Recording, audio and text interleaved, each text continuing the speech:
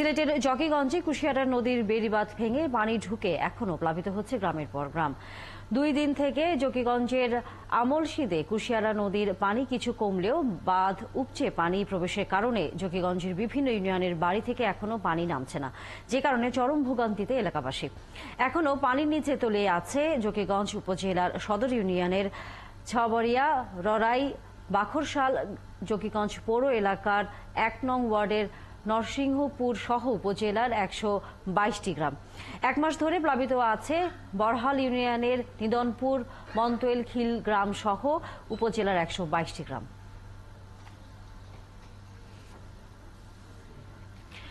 সিলেটের জকিগঞ্জে কুশিয়ারা নদীর বেড়িবাঁধ ভেঙে পানি ঢুকে গ্রামের পর গ্রাম প্লাবিত হচ্ছে। দর্শক, এই বিষয়ে বিস্তারিত খবর নিয়ে যুক্ত হচ্ছেন সহকর্মী হোসাইন আহমেদ সুজাত।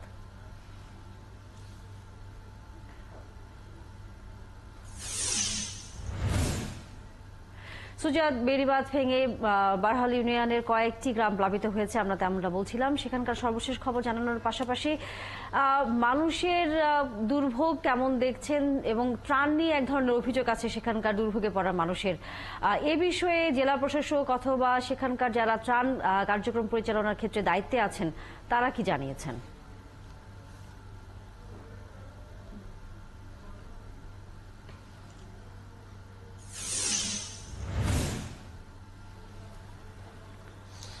তানিয়া, দেখুন, বন্যা যে আসলে কতটা ভয়ঙ্কর সেটা আসলে সিলেটের জকিগঞ্জ উপজেলার বারোহাল ইউনিয়নের মন্তুল গ্রামে এসে দেখা যাচ্ছে। আপনি নিশ্চয়ই দেখতে পাচ্ছেন যে আমি কিন্তু এই মুহূর্তে কোমর সমান পানিতে দাঁড়িয়ে আছি। গেল 1 মাস থেকে এই গ্রামের মানুষ কিন্তু এভাবেই পানির নিচে তলিয়ে আছে। নগদের কাছে সব গ্রাহকই প্রিয়, তাই তো সারা দেশে ক্যাশ আউট চার্জ সবচেয়ে কম। এই যে বারোহাল যে ইউনিয়নটি, সেই ইউনিয়নের মধ্যে কিন্তু সুরমা এবং কুশিয়ারা নদীর দূরত্ব 8 কিলোমিটার, অর্থাৎ এই গ্রামটি 2 নদীর পানি দ্বারা প্লাবিত হয়েছে। পাশাপাশি আশপাশের যে সকল গ্রাম রয়েছে, খিলো গ্রাম, সেটিও কিন্তু পানির নিচে তলিয়ে আছে। আমি যে গ্রামটিতে আছি, মন্তৈল গ্রাম, এই গ্রামে গেল 1 ঘন্টা থেকে আমি ঘুরে দেখেছি যে প্রত্যেকটা ঘরে কিন্তু হাঁটু সমান পানি, কারো ঘরে কোমর সমান পানি। এবং আপনি যেটা বলছেন যে ত্রাণ তৎপরতা কেমন, আসলে ত্রাণ তৎপরতা এই এলাকায় তেমনটা নেই। এখনো কিন্তু এই গ্রামের যারা মানুষ আছেন তারা কিন্তু ঘরের মধ্যে নৌকায় বসে দিন যাপন করছেন। তারা নির্বাক দৃষ্টিতে তাকিয়ে আছেন যে যদি তাদের জন্য কেউ এক মুঠো খাবার যদি কেউ নিয়ে আসে। আপনারা সেটা নিশ্চয়ই দেখতে পাচ্ছেন। এবং আমরা যেটা দেখেছি, এই যে মন্তৈল গ্রাম, সেই গ্রামের মানুষজন কিন্তু ঘরের মধ্যে থাকতে পারছেন না, নৌকাতে থাকছেন।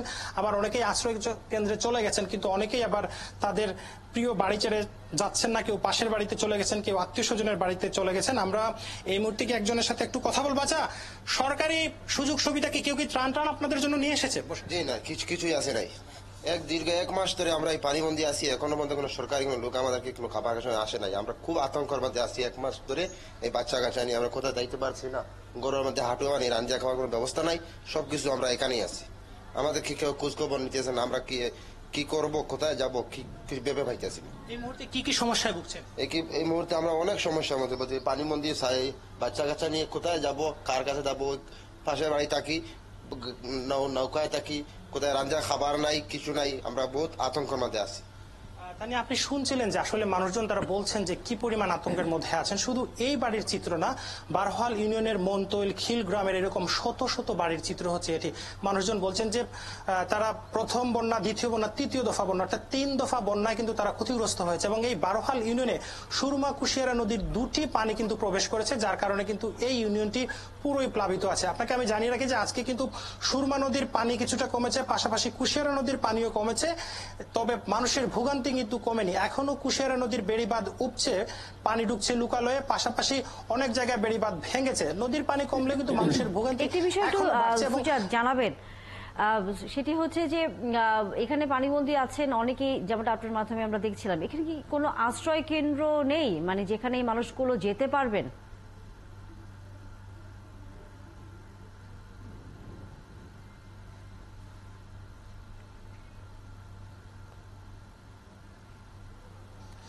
দেখুন তানিয়া, আশ্রয় কেন্দ্র কিন্তু যোগীগঞ্জে 58টি আশ্রয় কেন্দ্র খোলা হয়েছে, তবে এই যে গ্রামটি আছে সেই গ্রাম থেকে কিন্তু আশ্রয় কেন্দ্রগুলো অনেক দূরে, যার কারণে কিন্তু মানুষ যেতে পারছেন। এবং আপনি জানেন যে যোগীগঞ্জে কিন্তু নৌকার প্রচলন খুবই কম, আসলে নৌকা নেই, মানুষজন যে নৌকা দিয়ে যাবে সেটি কিন্তু তারা পাচ্ছে না। জেলা প্রশাসন স্পষ্ট সাফ জানিয়ে দিয়েছে যে তাদের কোনো রেস্কিউ বুট নেই, নৌকার ব্যবস্থা নেই।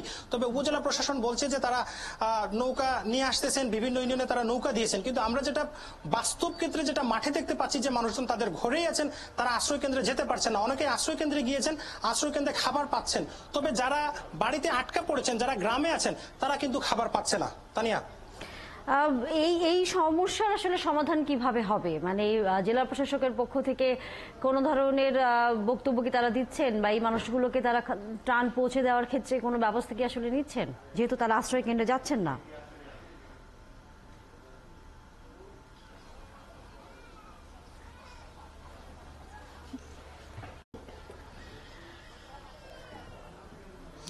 দেখুন, জেলা প্রশাসন আসলে সবচেয়ে ভয়াবহ সমস্যা যেটি হচ্ছে মানুষজনকে এই গ্রাম থেকে উদ্ধার করে কিন্তু এই মুহূর্তে নিরাপদ আশ্রয়ে নিয়ে যাওয়াই হচ্ছে সবচেয়ে ভালো কাজ, কিন্তু সেটা জেলা প্রশাসনের পক্ষ থেকে করা হচ্ছে না। এই বিষয়ে আমরা যোগীগঞ্জ উপজেলা প্রশাসনের সাথে কথা বলেছিলাম, তারা আমাদেরকে জানিয়েছেন যে প্রত্যেকটা ইউনিয়নে তারা 2টি করে নৌকা দিয়েছেন। যে ইউনিয়নে হাজারের পর হাজার মানুষ ক্ষতিগ্রস্ত, সেই ইউনিয়নে 2টা নৌকা দিয়ে কিভাবে যে মানুষজনকে উদ্ধার করা হবে সেটা কিন্তু আসলে বলার ভাষা রাখে না। পাশাপাশি আপনাকে আমি জানিয়ে রাখি যে এই মুহূর্তে উচিত যে যত দ্রুততার সহিত এইসব গ্রামে, অর্থাৎ মন্তুইল, খিলোগ্রাম গ্রামে যারা আটকা পড়েছেন তাদেরকে দ্রুততার সাথে উদ্ধার করা, এবং পাশাপাশি যে সকল মানুষ অনাহারে ভুগছেন, বিশুদ্ধ পানির সংকটে ভুগছেন, তাদের কাছে বিশুদ্ধ পানি পৌঁছে দেওয়া, এবং যারা বাচ্চারা আছেন, যারা শিশুরা আছেন, তাদের জন্য খাদ্য সামগ্রী পৌঁছে দেওয়া হচ্ছে সবচেয়ে ভালো কাজ।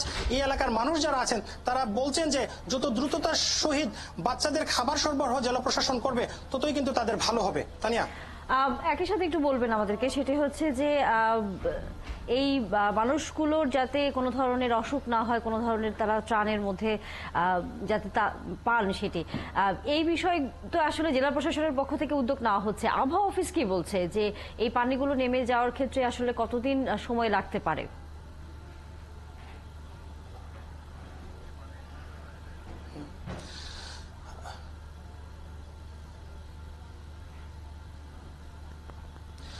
আসলে আমি আপনাকে যে জিনিসটা দেখাই, যে পানির চিত্রটা আপনাকে আমি দেখাই, এই মুহূর্তে আমি যে ঘরটিতে আছি সেই ঘরের ভেতরে হাঁটু পানি, এবং তার ঘরের সামনে কিন্তু কোমর পানি, আবার আরেকটু দূরে গেলেই কিন্তু সেখানে কিন্তু আর থাকা যাবে না, গলার উপরে পানি চলে যাবে।